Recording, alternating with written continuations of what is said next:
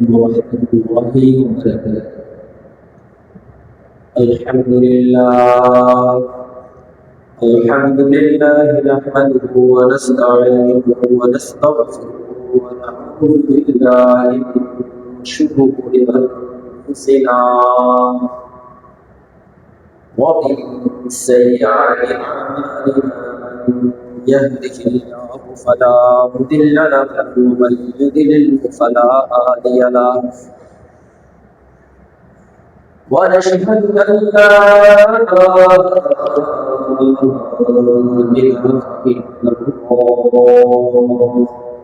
ونشهد أن سيدنا محمدا عبده ورسوله صلى الله عليه وعلى آله وصحبه وبارك وسلم.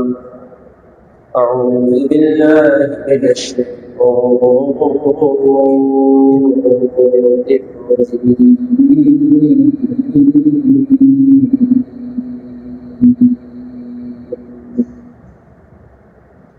بسم الله الرحمن الرحيم.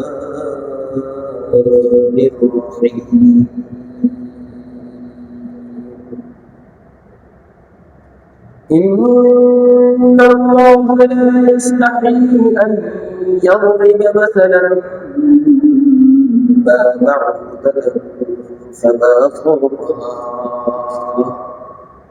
فأما الذين آمنوا فيعلمون أنه الحق من ربهم وأما الذين كفروا فيقولون ماذا أراد الله بهذا مثلا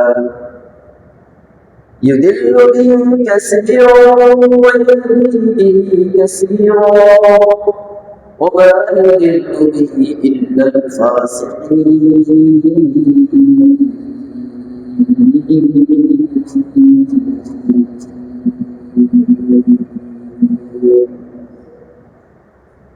صدق الله مولانا العظيم وصدق رسوله الكريم.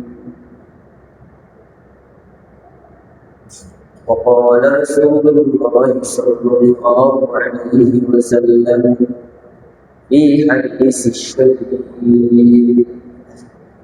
أفضل العبادة تلاوة القرآن أو كما قال عليه الصلاة والسلام.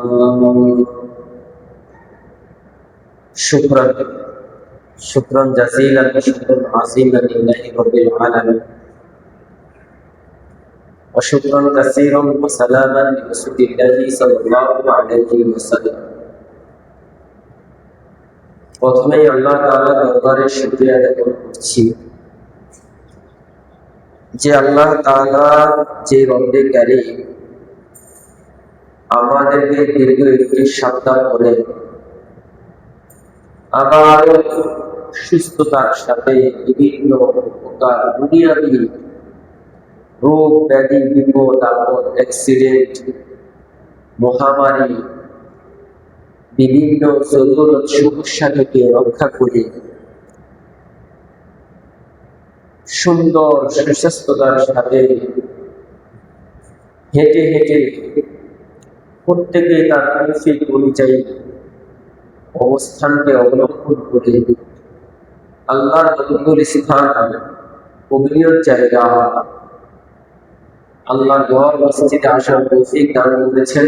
এই কারণে সবাই শুকরিয়া বলি আলহামদুলিল্লাহ।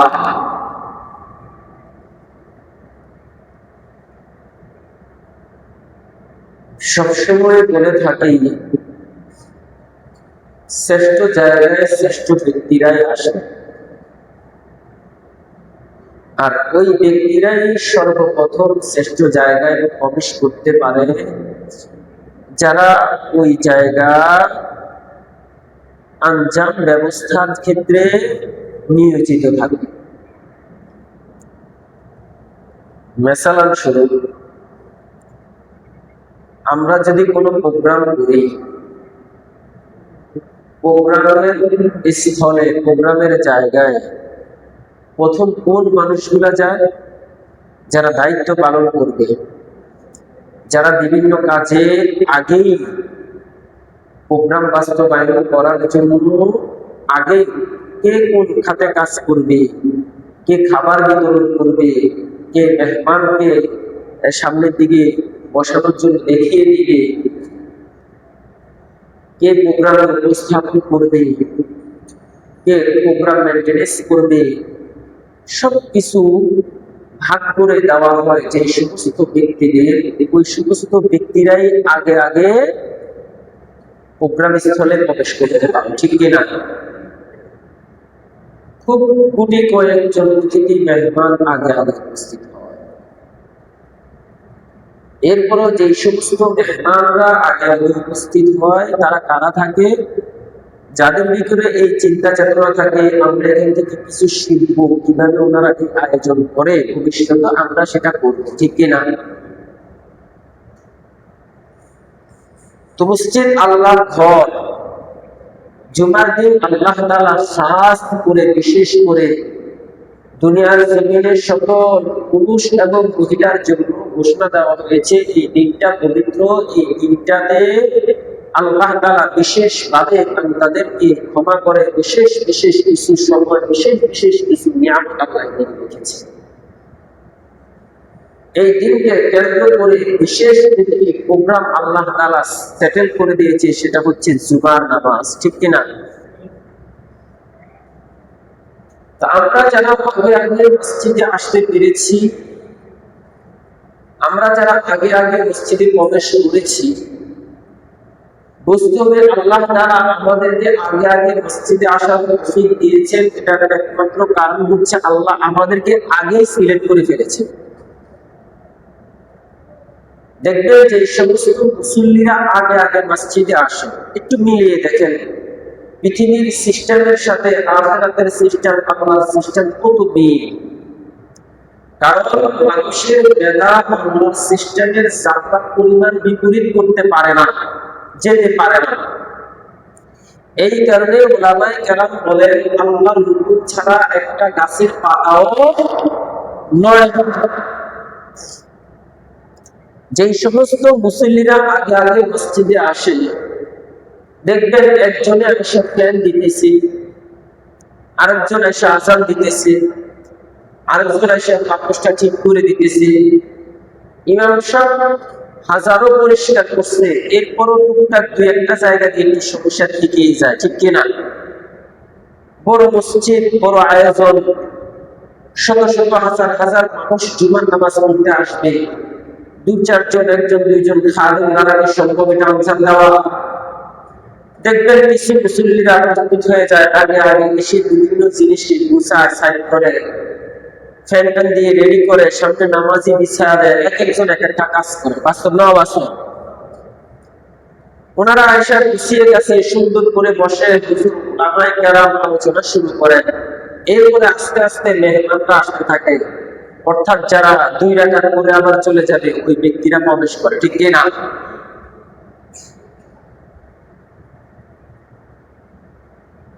তো বুঝতে হবে এই সমস্ত ব্যক্তিদেরকে আল্লাহ তাআলা আগে আগে মসজিদে আসার তৌফিক দান করে এবং এই সমস্ত কাজের মধ্যে নিয়োজিত করে। আপনি বুঝে নিবেন আল্লাহ তাআলা আগে এই ব্যক্তিকে সিলেক্ট করে রাখছে যে আল্লাহ আজকে এই প্রোগ্রামে বিভিন্ন জিনিস সঞ্চার দেওয়ার জন্য আল্লাহ তাআলা তাকে আগেই মনোনীত করে রেখেছে। বলুন সুবহানাল্লাহ। ওই ব্যক্তি মেহমান নয়, বরং ওই ব্যক্তি হচ্ছে আজকের জুমার প্রোগ্রাম আয়োজন করার একজন আয়োজক, ঠিক কিনা? ওই আয়োজকরা দেখবেন সবার আগে আসে আবার সবার শেষে যায়। হাজারো মেহমান হাজারো ব্যক্তিরা অতিক্রম হয়ে যায়, কিন্তু যিনি প্রধান ব্যক্তি থাকে, যিনি প্রোগ্রামের মূল হোতা থাকে, উনি চিনে তাদেরকে, ওই সমস্ত ব্যক্তিদেরকে বেশি চিনে যারা প্রোগ্রাম আয়োজনের ম্যানেজমেন্টের কমিটির দায়িত্বের মধ্যে থাকে, যারা কাজের মধ্যে থাকে, ঠিক কিনা? তো আল্লাহর এই দুনিয়ার মধ্যে প্রত্যেকটা মানুষই আল্লাহর কাছে সমান, কেউ বেশি হলেও বেশি, কেউ কম নয়। কিন্তু মানুষের কর্মের কারণে কেউ কেউ আল্লাহর খুব নৈকট্য হাসিল করে ফেলে, আবার কেউ কেউ আল্লাহ থেকে খুব দূরে সরে যায়। বাস্তব না বাস্তব? যদি আমি আল্লাহর রাস্তায় নিজেকে বেশি কুরবানি করি, আল্লাহ যদি আমাকে যেই ব্যক্তি নিজেকে কোনো কুরবানি করে নাই, কোনো শ্রমে দেয় নাই, আল্লাহ তাকে আর আমাকে যদি সমপরিমাণ সম্মান দেয়, তাহলে আল্লাহকে এটা আমার কোনো জুলুম করে নাই? কথা বলেন। অথচ আল্লাহ বলতেছে আমি কোনো বান্দার উপরে যারা পরিমাণ জুলুম করবো না, করিও না। তাহলে বোঝা গেছে মানুষ আল্লাহর কাছে কি পরিমাণ সমান, প্রত্যেকের কাজ যে পরিমাণ আল্লাহর কাছে মানুষ ঠিক ওই পরিমাণ, ঠিক না? এক জালেম জুলুম করতেছে আর মাজলুম আল্লাহর কাছে বলতেছে আল্লাহ এই জালেমের বিচার করো। জালেম বলতেছে তোর আল্লাহ আর আমার আল্লাহ কি ব্যতিক্রম নাকি? তোর যেরকম আল্লাহ আমারও আল্লাহ। আমি বলবো তোমার জন্য আর আমার জন্য আল্লাহ এক সমান নয়, ঠিক কিনা?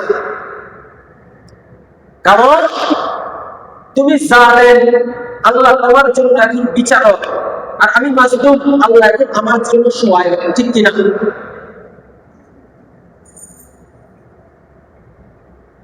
তো আল্লাহর কাছে কোন বান্দা কিরকম, যেই বান্দার কর্ম দুনিয়ার মধ্যে যেই রকম, আল্লাহর কাছে ওই বান্দা ঠিক ওই রকম। আল্লাহ কার প্রতি কতটুক, যেই বান্দার কর্ম যতটুক, আল্লাহ ঠিক তার প্রতি ততটুক। কথাটাকে বুঝাইতে পারছি? এখন যে সমস্ত ভাইয়েরা, যে সমস্ত মুসল্লিরা আগে আগে মসজিদে আসে না, সবার শেষের দিকে আসে, 2 রাকাত নামাজ পড়ে শুধু জুমার নামাজটা আদায় করে আবার চলে যান, ওই মুসল্লি আর যে মুসল্লি আগে মসজিদে এসে ফ্যান চালায়, মসজিদের বাতাসটা ঠিক করে দেয়, মসজিদে আযান দেয়, মসজিদের বিছানাগুলো নামাজগুলো বিছায়া দেয়, ইমাম সাহেব পরিষ্কার করার পরও এক জায়গা দিয়ে ঝাড়ু ব্যতিক্রমে ময়লা রয়ে গেছে, ওই মুসল্লির নজরে পড়ার কারণে সে পরিষ্কার করে দিতেছে, তার মুআমালা আর যে ব্যক্তি 2 রাকাত পড়ে আবার নিজে চলে যাইতেছে, তার মুআমালা কি কখনো এক হবে? কথা বলেন। আর মুআমালা কি এক হবে? তার আল্লাহর সম্বন্ধে যে ব্যক্তি অপকর্মের কারণে সে জাহান্নামে যাইতেছে, আর যে ব্যক্তি তার সুকর্মের কারণে আল্লাহ সন্তুষ্টি অর্জন করে জান্নাতে যাইতেছে, তার আল্লাহ আমার আল্লাহকে সমান হবে? যদি আল্লাহ এখানে সমান বিচার করতে যায় ব্যক্তি হিসাবে, কর্ম হিসাবে নয়, তাহলে তো সবাই জান্নাতি, ঠিক কিনা? কথা বলেন। আল্লাহ যদি বান্দার ব্যক্তি হিসাবে যদি সবার প্রতি সমান বিচার করেন, কর্ম হিসাবে নয়, তাহলে আল্লাহ বান্দারা সবাই কি জান্নাতি? কিন্তু আল্লাহ তো বলে না, বান্দা তুমি ব্যক্তি হিসেবে যদি আমার কাছে সবাই মানুষ, কিন্তু মনে রাখিও আমি আল্লাহ তোমাদের কর্ম অনুযায়ী তোমাদের সাথে ফয়সালা করব, তোমাদের কর্ম অনুযায়ী আমি আল্লাহ তোমাদের সামনে পরিচিত হয়ে রাখবো, ঠিক কিনা? জাহান্নামীদের সামনে আল্লাহ তাআলা 70,000-এর উপরে পর্দা থাকবে আল্লাহ থেকে জাহান্নামীদের থেকে। কথা বলেন। হাসরের ময়দানে বিচারের দিন আল্লাহ তাআলার মাঝে আর জাহান্নামীদের মাঝে কত হাজার? 70,000-এর উপরে পর্দা থাকবে। জাহান্নামীরা আল্লাহকে হাসরের ময়দানে যদিও বিচার হবে, আল্লাহকে জাহান্নামীরা দেখবে না। কথা কি বুঝাইতে পারতেছি? আমরা অনেক সময় বলি না আল্লাহর সামনে তোমাকে হিসাব দিতে হবে, জাহান্নামীদের হিসাব হবে, পাপীদের হিসাব হবে পর্দা বাহিরে। আল্লাহর সামনে পাপীদের সামনে পর্দা থাকবে, কারণ আল্লাহর নূর, আল্লাহর তাজাল্লি, আল্লাহর বরকত ওই সমস্ত জাহান্নামীগুলো ওই দুনিয়াতে দেখবে না। এবার তুমি বলো, তোমার ফয়সালা আর একজন কর্ম করে, শোষণ কর্ম করে, আমল করে, দিলকে পরিষ্কার করে, আত্মাকে পরিশুদ্ধ করে যে কবরে যাইতেছে, তার মামলাকে এক হবে। জান্নাতীদের বিচার হবে আল্লাহ তাআলা তাদের স্বয়ং সামনে থাকবেন, আর জাহান্নামীদের বিচার হবে আল্লাহ তাআলা আর জাহান্নামীদের মধ্যে 70,000 পর্দার ব্যবধান থাকবে। কারণ জাহান্নামীদের সামনে আল্লাহ তাআলা যাবেন না, আল্লাহ তাআলা জাহান্নামীদের নিজের মরদ করে তাদেরকে স্বীকৃতি দিবেন, কারণ তাদের খাসারাত দুনিয়া ওয়াল আখিরাহ, দুনিয়ার জমিনও শেষ, আখিরাতের জমিনও শেষ।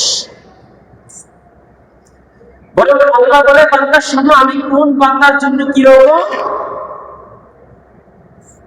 তুমি দুনিয়ার জমিনে বলে বলতেছো তোমার জন্য আল্লাহ সমান, ওই ব্যক্তির জন্য আল্লাহ সমান। সমান নিয়ে আমরা ঘোষণা দিই না আমি সবার জন্য সমান।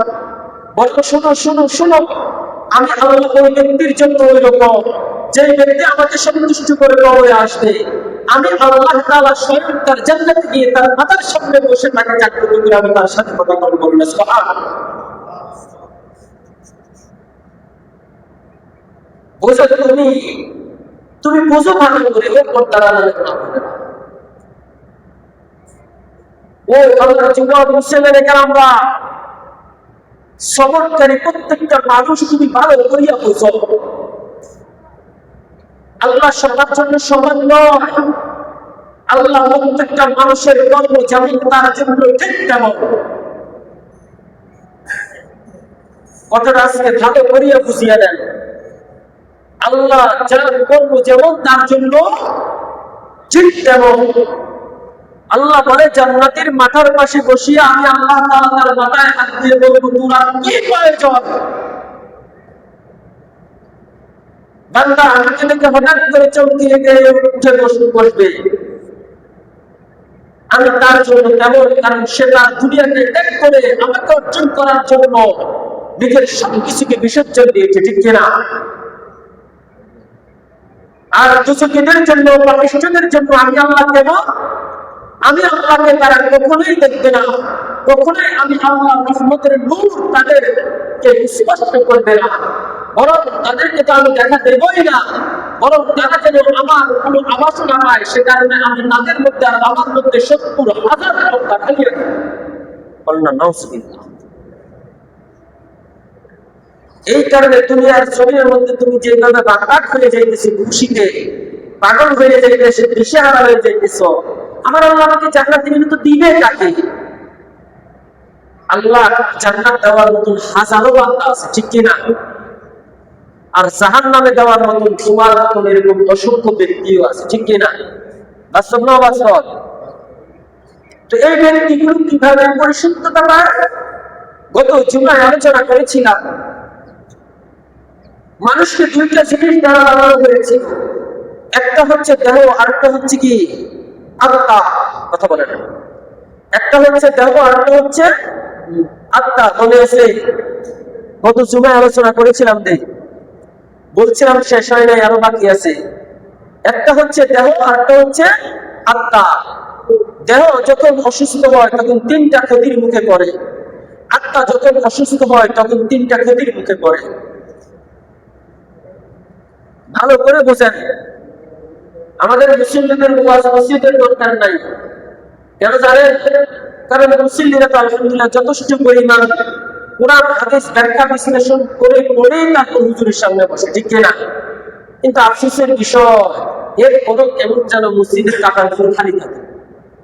কিন্তু আফসোসের বিষয় এর কোনো কেমন যেন মানুষ সুখ খায়, ঘুষ খায়, এরপরেও মানুষ জুলুম করে, অন্যায় করে, অনাচার করে, অপরাধ করে, মানুষ মানুষের উপরে, ভাই ভাইয়ের উপরে, এক পাড়া প্রতিবেশী আরেক পাড়া প্রতিবেশীর উপরে, এক জাল আরেক জালের উপরে, এক নারী অন্য নারীর উপরে বিভিন্ন ভাবে বিভিন্ন সময় ব্যাখ্যা কৌশল করে মানুষকে কষ্ট দেয়, ঠিক কিনা?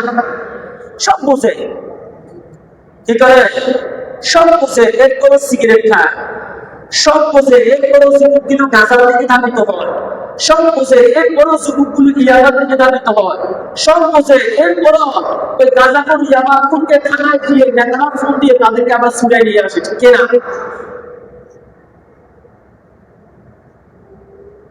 এই হচ্ছে বুঝি, এই হচ্ছে কোরআন হাদিসের ব্যাখ্যা জানা।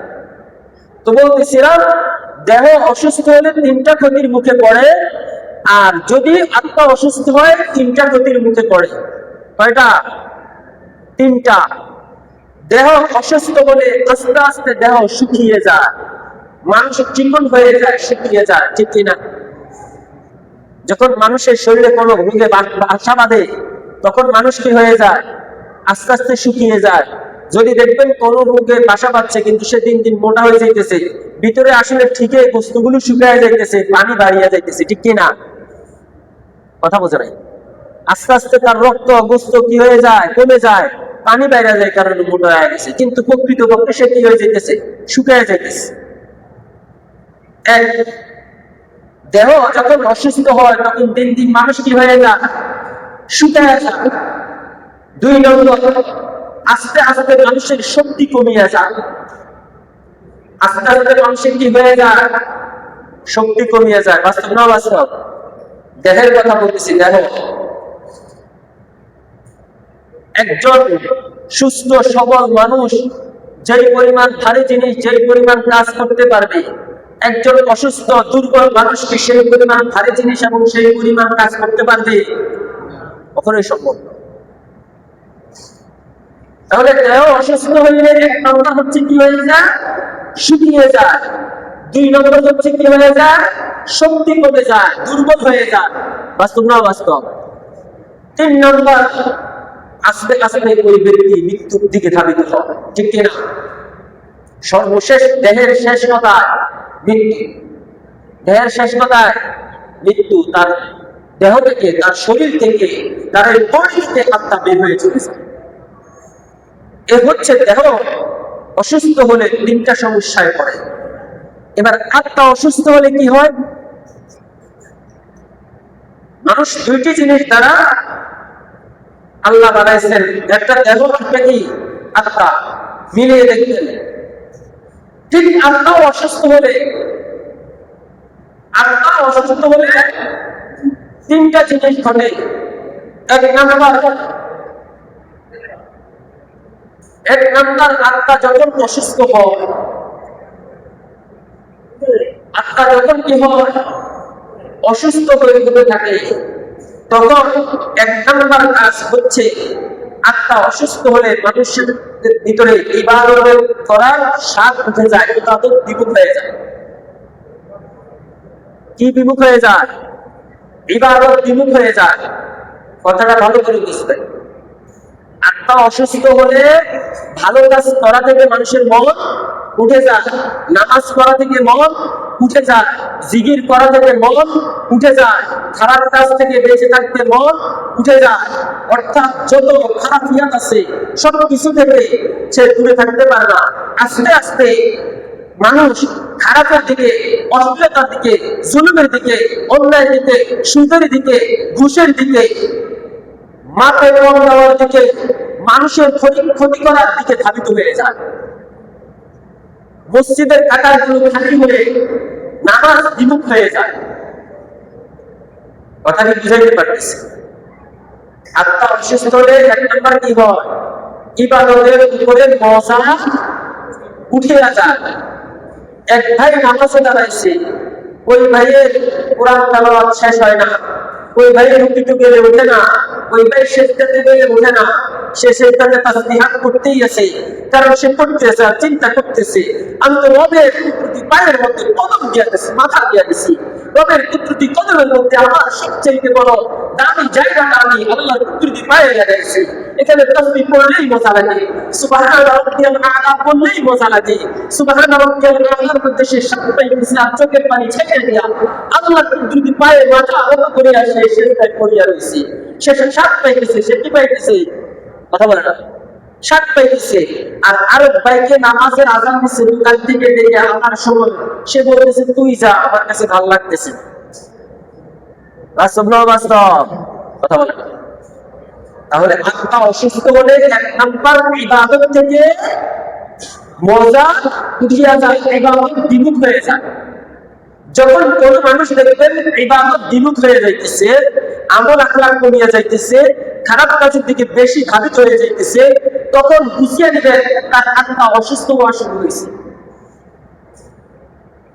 মানুষকে চিনাইতে হইবা, কথা বলেন, এই ব্যক্তির আত্মা অসুস্থ না সুস্থ, তার কর্ম দেখলে বুঝে যাবে না? কথা বলেন, সে সুস্থ আত্মার অধিকারী না অসুস্থ আত্মার অধিকারী, এটা তার কর্ম দেখলে বোঝা যাবে কিনা? যখনই দেখবেন মসজিদে আসে না, খারাপ কাজের দিকে বেশি ধাবিত, যুবকগুলো গাঁজা ইয়াবার দিকে বেশি ধাবিত হয়ে যাইতেছে, অশ্লীল কাজের মধ্যে বেশি ধাবিত হয়ে যাইতেছে, উলুঙ্গনার দিকে বেশি ধাবিত হয়ে যাইতেছে, বুঝিয়ে দিবেন সাথে সাথে ওই ব্যক্তির আত্মা অসুস্থ হওয়া শুরু হয়েছে। শুরু হয়েছে, অসুস্থ আসে করেছে। 2 নাম্বার, কালিমাবিহীন মৃত্যু হয়। ঈমান নসিব ছাড়া কি হয়? মৃত্যু হয়। যখন অসুস্থ হয়, মৃত্যুর সময় কালিমা নসিব হয় না, মৃত্যুর সময় ঈমান নসিব হয় না, তখন সে কালিমা করতে পারে না। এত কঠিন মুহূর্ত এত সহজ মনে করা যাবে না। আপনি মনে করিয়েন না যে মৃত্যুর সময় আমার মধ্যে অততেই লা ইলাহা ইল্লাল্লাহ মুহাম্মদ রাসূলুল্লাহ চলে আসবে, এত সহজ না, এত সহজ না। আল্লাহ রাসূল সাল্লাল্লাহু আলাইহি ওয়াসাল্লামের জান যখন কবজ করতে আজরাইল আলাইহিস সালাতু ওয়াস সালাম আসছে, একমাত্র পৃথিবীর জমিনে একজন নবীর থেকেই আজরাইল অনুমতি নিয়েছেন যে আমি কি আপনার জান কবজ করব কিনা। তিনি হচ্ছেন কে? মুহাম্মাদুর রাসূলুল্লাহ সাল্লাল্লাহু আলাইহি ওয়াসাল্লাম, যার কাছে এসে আজরাইল দাঁড়িয়ে বলেছিল, ইয়া রাসূলুল্লাহ, ইয়া হাবিবাল্লাহ, আল্লাহ আমাকে পাঠিয়েছে আপনাকে নিয়ে যাওয়ার জন্য। আপনি যদি অনুমতি দেন তাহলে আমি আপনাকে আল্লাহর কাছে নিয়ে যাব, আর যদি আপনি অনুমতি না দেন, আপনি যতদিন পর্যন্ত পৃথিবীর জমিনে থাকতে চাইবেন ততদিন পর্যন্ত আপনাকে আর কোনদিন আমি আসবো না ডিস্টার্ব করার জন্য। আল্লাহ বলেছে যদি আমার রাসূল কিয়ামত পর্যন্ত থাকতে চান তাহলে আমার রাসূলকে তুমি দেখে চলে আসো। সুবহানাল্লাহ। আমার রাসূলের মর্জি ছাড়া তুমি কখনো আমার রাসূলের জান নিয়ে আমার কাছে আসিও না। আজরাইল সাবধান, দুনিয়ার জমিনে হাজারো মানুষের আত্মা তুমি বিভিন্ন ভাবে কবজ করেছ, কিন্তু আমার নবী মুহাম্মদ রাসূলুল্লাহ, আমার সবচেয়ে প্রিয় বন্ধু, আমার দোস্ত, যদিও আমাকে ছেড়ে দুনিয়ার জমিনে বসে আছে, শুয়ে আছে, তারপরেও আমি তোমাকে বলে দিতেছি সাবধান হয়ে যাও, কোন প্রকার বিয়াদবি যেন আমার রাসূলের সাথে তোমার না হয়। কারণ দুনিয়ার জমিনে সবাইকে আঘাত করলে আমি আল্লাহ সহ্য করতে পারি, আমার নবী হযরত মুহাম্মদ মুস্তাফা আহমদ মুস্তাফা আমার দোস্ত আমার হাবিবকে যদি জান্নাত পরিমাণ ফুলের টোকাও দেয়, আমি আল্লাহর মানুষ পর্যন্ত সেটা সহ্য করে না। তো আজরাইল বলতেছে, আজরাইল আল্লাহ রাসূল সাল্লাল্লাহু আলাইহি ওয়াসাল্লামের জান কবজ করার সময় অনুমতি চাইছিলেন। আল্লাহ রাসূল সাল্লাল্লাহু আলাইহি ওয়াসাল্লাম বলেছেন, যেহেতু আল্লাহ তাআলা পাঠাইছেন তাহলে ওনার ইচ্ছা হয়েছে আমি ওনার কাছে যেতে হবে, তুমি আমাকে নিয়ে যাও, তুমি আমাকে কি করো, নিয়ে যাও। আজরাইল শুধু তার শাহাদাত আঙ্গুলকে নবী মুহাম্মদ রাসূলুল্লাহ সাল্লাল্লাহু আলাইহি ওয়াসাল্লামের বুকের উপরে সামান্য আলতো করে রেখেছিল, সামান্য আলতো করে রেখেছিল। কেমন ভাবে? আমরা বিভিন্ন সময় মানুষের গায়ের মধ্যে দেখবেন টাচ করি, মানুষ বলতেও পারে না, বাস্তবটাও বাস্তব, সামান্য একটু আলতো করে ছোঁয়া দেয়, মানুষ সাথে সাথে বলতে পারে, অনুভূতিও হয় না, এরকম হয় না? এরকম সামান্য আলতো করে নবী মুহাম্মদ রাসূলুল্লাহ সাল্লাল্লাহু আলাইহি ওয়াসাল্লামের বুকের মধ্যে আঙ্গুলটা রেখেছিল যেন নবীজির কষ্ট অনুভব না হয়। নবী মুহাম্মদ রাসূলুল্লাহ সাল্লাল্লাহু আলাইহি ওয়াসাল্লাম বলতেছে, হে আজরাইল, তুমি কি করতেছো? কই, ইয়া রাসূলুল্লাহ, ইয়া হাবিবাল্লাহ, আমি সামান্য আমার শাহাদাত আঙ্গুলটা আপনার বুকের মধ্যে আলতো করে রেখেছি। নবী মুহাম্মদ রাসূলুল্লাহ সাল্লাল্লাহু আলাইহি ওয়াসাল্লাম বলতেছে, আজরাইল, আমার কাছে কেমন লাগতেছে জানো? মনে হয় যেন উহুদ পাহাড় সমান 2টি পাহাড় তুমি আমার বুকের উপরে রাখিয়ে দিয়েছো। ও দুজকি, ও জাহান্নামী, ও পাপিষ্ঠ, গুনাহগার, নাফরমান নালায়েক, ও গাজাখুরিওয়ালা, ও সুদখোর, ও সুদের উপর টাকা দেওয়ালা, দুষ্করওয়ালা, ও সরকারি অফিস আদালতে বসিয়া দেশের টাকাগুলোকে দুর্নীতিতে সংখ্যান করে দেশের টাকাগুলো লুটপাট নেওয়ালারা, ও মন্ত্রী মিনিস্টার সরকারেরা, যে মুহাম্মদ রাসূলুল্লাহ সাল্লাল্লাহু আলাইহি ওয়াসাল্লাম সারা দুনিয়ার সকল কিছুর বাচ্চা ছিলেন, সারা দুনিয়ার সকল কিছুর নবী ছিলেন, আখিরাতের নবী হিসেবে আল্লাহ তাআলা ওনাকে ঘোষণা দিয়েছেন, সকল বাচ্চাদের বাচ্চা হিসেবে আল্লাহ তাআলা তাকে ঘোষণা দিয়েছেন, সকল সন্তানদের সন্তান হিসেবে ঘোষণা দিয়েছেন। তার জান কবজ করার সময় এত ব্যথা, এত অনুভব হয়েছিল, তোমার মতন এরকম নাফরমান নালায়েক অযোগ্য যে ব্যক্তি নামাজ পড়ে না, ও পর্দার আড়ালের নামাজি মামুন, ও পর্দার আড়ালের আমার টিভি দেখনেওয়ালা মা বোনগুলা, ও নিকৃষ্ট ওই সমস্ত নারীরা যারা তোমাদের স্বামীদের সাথে অন্যায় অপরাধ এবং বিভিন্ন গালিগালাজ করে কথা বলো, ও ওই সমস্ত কুলাঙ্গার স্বামীরা যারা নিজেদের স্ত্রীর সাথে অপব্যবহার অহংকার করে নিজেদের স্ত্রীদেরকে কষ্ট দাও, নিজেদের সন্তানগুলোকে কষ্ট দাও, সবসময় জুলুম, অত্যাচার, অত্যাচার, অনাচারের মধ্যে লিপ্ত থাকো, একবার চিন্তা করিয়া দেখো তোমার জান ইসরায়েল কত কঠিন মানে অবস্থা করবে। ওই কঠিন সময়ে ঈমান নসিব হয় না। কি হলে আত্মা অসুস্থ হলে। কথা ভালো করিয়া বুঝো, আমাদের মুসল্লিদের জন্য ওয়াজ নসিহতের প্রয়োজন নাই।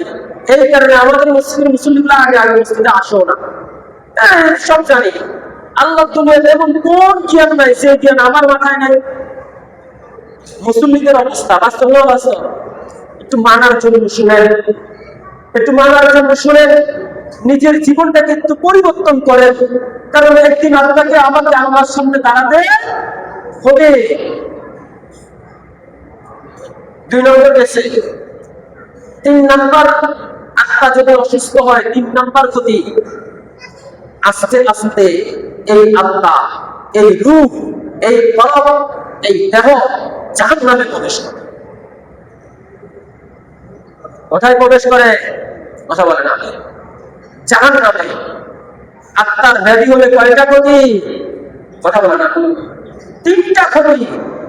1 নম্বর হচ্ছে আমলের উপরে, আমল থেকে, ভালো কাজ থেকে বিমুখ হয়ে যায়, মজা উঠিয়া যায়।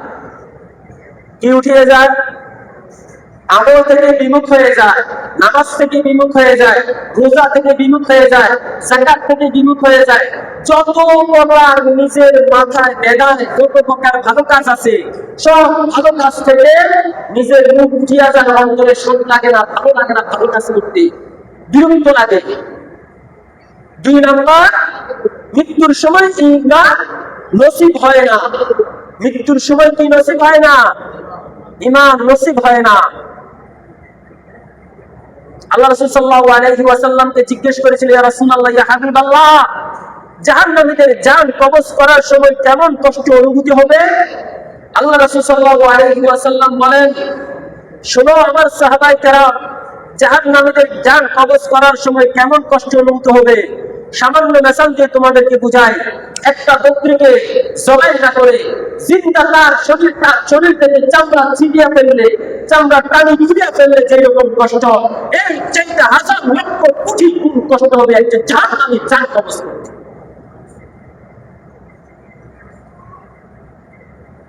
আগে বলেছিলাম আল্লাহ কার জন্য কেমন?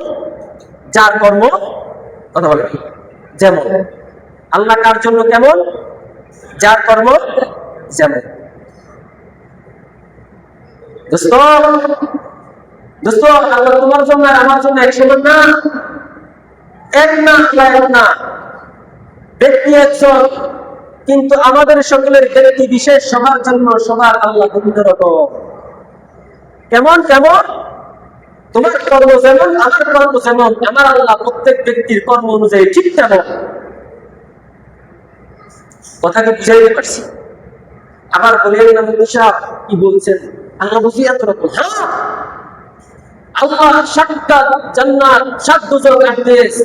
আল্লাহ কেন তৈরি করেছে? 7 দুজক আটদিয়েছে কেন তৈরি করেছেন?